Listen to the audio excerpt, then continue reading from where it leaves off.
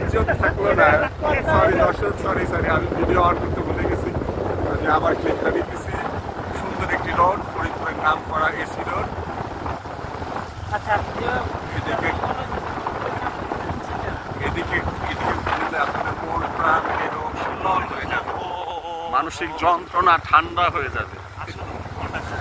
শহরের যে একটা শব্দ দূষণ সেটা নেই, আছে পাখিদের কোলাহল এবং আছে সুন্দর সুন্দর কিছু গাছ, যেগুলো দেখলে পরাণ জুড়িয়ে যাবে দর্শক।